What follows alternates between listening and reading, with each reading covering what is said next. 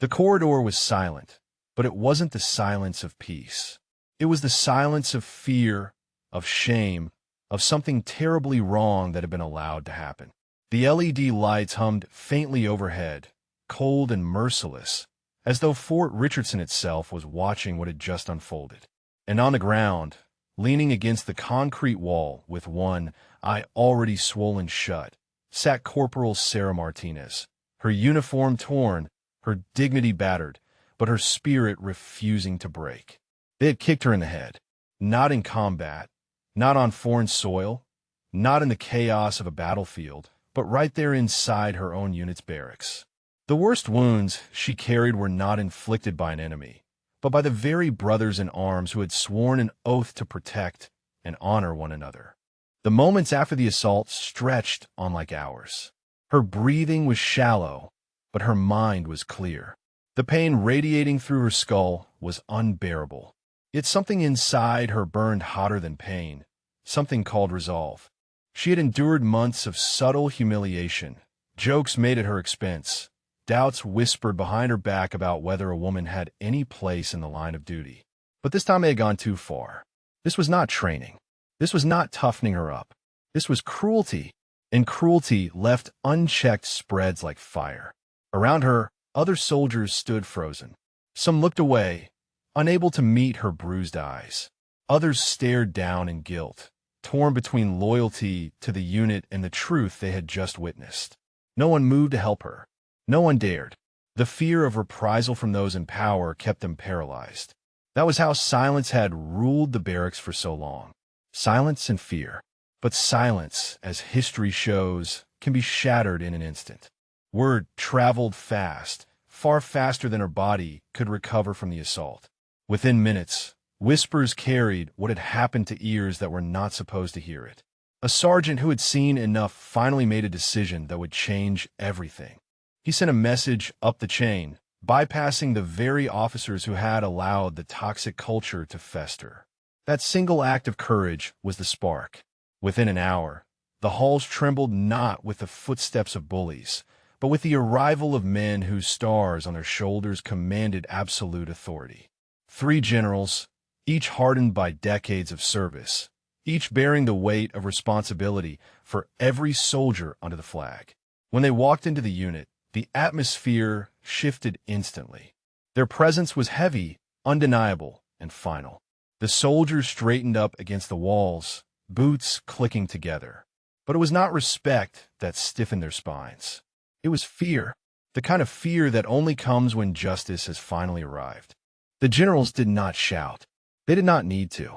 Their silence was louder than any command barked in training. They looked at her first, Corporal Sarah Martinez still sitting on the ground at Fort Richardson, her face bruised, but her eyes locked forward with unshakable defiance. Then they turned their gaze on the men who had done this and those who had stood by in cowardice. In that moment, the entire unit seemed to shrink. The walls felt tighter, the air heavier, as though even the building itself wanted to spit out the poison that had taken root inside. The lead general's voice was calm, deliberate, and cutting. He spoke not of discipline, not of rules, but of honor, something that had been desecrated in that corridor. He spoke of the sacred trust between soldiers, the bond stronger than blood forged in battlefields across history. He spoke of sacrifice of duty, and of the shame of turning on one of their own. And then with words that echoed through every heart present, he declared the unit finished, shut down, disbanded, effective immediately. The announcement struck like thunder. Careers ended in a heartbeat. Reputations built over years were stripped bare in seconds. The guilty tried to mask their fear, but there was no hiding from justice when it arrived, wearing stars. The complicit lowered their eyes, silently, praying they would not be named. And the others, the silent witnesses, felt the weight of their inaction press harder than any physical punishment. For her, the moment was surreal. Corporal Sarah Martinez's body ached, her vision blurred, but her heart surged with something she had almost forgotten existed in the darkness of that toxic unit. She had thought no one would ever believe her, that her suffering would be buried under paperwork and excuses. But instead, The highest ranks of command had come down themselves, not with empty words, but with decisive action. They had seen her not as a burden, not as a problem, but as a soldier whose worth was beyond question. The days that followed were not easy. Healing from trauma rarely is. The bruises faded faster than the memories, and the scars on her soul took far longer to mend. But what mattered most was this. The truth had been seen, and it had been acted upon. Her story became a whispered legend across bases, carried from one barracks to another like a warning and a promise. A warning to those who thought cruelty could hide behind uniforms. A promise to those who suffered silently that they were not alone. Her resilience inspired change. Training programs shifted. Awareness campaigns began. Leaders at every level were reminded that discipline without humanity is tyranny and that no soldier should ever have to fear the boots standing beside them. And in the quiet moments when Corporal Sarah Martinez looked back on the darkest night of her service at Fort Richardson, she no longer saw only pain. She saw a turning point, not just for herself, but for countless others who would never have to endure what she did. If this story has touched your heart, if it has stirred something deep within you about the values of honor, respect, and the true meaning of service, I humbly ask you to take a moment to engage with this video. Like it, share it, and let others hear what silence tried to bury. Your voice can carry the lesson further than any rank or title ever could. And before we end, I have a special request. Please comment below with your thoughts. Tell us how this story made you feel, what it reminded you of, or even share your own story if you face something similar. Your words might be the lifeline someone else needs to read. Because in the end, the true measure of a soldier is not how hard they can strike, but how fiercely they can protect and how bravely they can stand, even when the whole world tries to silence them. The corridors of Fort Richardson fell silent again that evening, but it was a different silence now. Not the silence of fear and oppression that had reigned for months, but the silence of justice delivered and accountability restored. Corporal Sarah Martinez sat in the medical bay, her wounds being tended by gentle hands that treated her with the respect she had always deserved. The toxic unit that had tormented her was no more, disbanded by leaders who understood that true military strength comes from protecting the vulnerable, not preying upon them. Her courage had sparked a revolution of conscience that would echo through military installations for years to come. The ripple effects of that night at Fort Richardson spread far beyond the disbanded unit. Military leadership across all branches received the message loud and clear.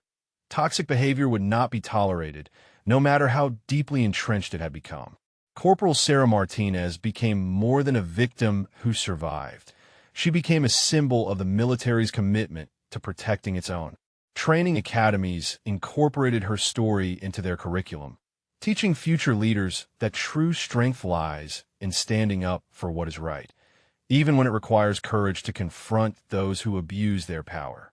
The three generals who had responded so decisively became examples of leadership at its finest, showing that rank comes with the responsibility to protect those who serve under you. Their swift action proved that justice delayed is not justice denied when leaders have the moral courage to act. In barracks across the world, soldiers found their voices, knowing that speaking truth to power was not only acceptable but expected. The culture began to shift from one of silence and fear to one of accountability and respect. Years later, when Corporal Sarah Martinez had healed both physically and emotionally, she would reflect on that terrible night at Fort Richardson with a mixture of pain and pride. The pain for what she had endured, but pride in what her courage had accomplished. She had refused to let cruelty win, refused to let silence be the final word. Her grandfather, a veteran himself, had once told her that sometimes the most important battles are fought not against foreign enemies, but against the darkness that can grow within our own ranks. That night in the corridor, she had fought such a battle and won. The three generals who had arrived like avenging angels became lifelong mentors, checking on her progress and ensuring that her military career flourished despite the trauma she had endured. They understood that protecting her was not just about justice for one soldier, but but about preserving the integrity of the entire military system. Her story reminded everyone that the uniform represents something sacred, something worth protecting from those who would corrupt it. The men who had perpetrated the assault found their military careers over, their reputations in ruins, their futures forever marked by their actions that night at Fort Richardson. Some expressed genuine remorse, finally understanding the magnitude of what they had done. Others remained defiant to the end, unable to comprehend how their toxic worldview had led to such devastating consequences. But their personal feelings mattered little compared to the larger message their punishment sent throughout the military. No one was above accountability, no matter how entrenched their behavior or how long it had been tolerated. The silent witnesses to Corporal Sarah Martinez's assault carried different burdens. Many struggled with guilt over their inaction, using that shame as motivation to become advocates for change in their future assignments. They learned that neutrality in the face of injustice is itself a form of complicity, and they vowed never again to let fear silence them when courage was required. Their transformation became part of the story's legacy, showing that even those who fail to act can find redemption through future courage. The sergeant who had first reported the assault became a hero in his own right, proving that moral courage often requires more bravery than physical courage. His decision to bypass the corrupt chain of command and report directly to higher authority became a case study in military ethics courses. He showed that true loyalty to the military means protecting its values, not protecting those who violate them. His actions that night at Fort Richardson demonstrated that sometimes the most important orders are the ones we give ourselves when we choose to do what is right. Corporal Sarah Martinez's recovery became a testament to human resilience and the power of institutional support when it functions properly.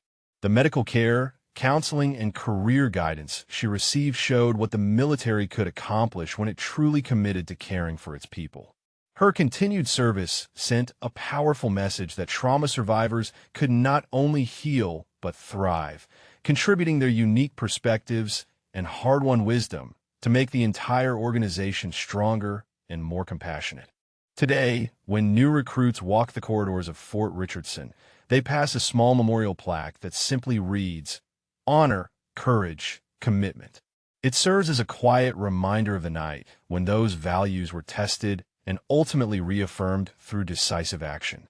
Corporal Sarah Martinez's story continues to inspire new generations of service members who understand that wearing the uniform means protecting not just the nation, but each other.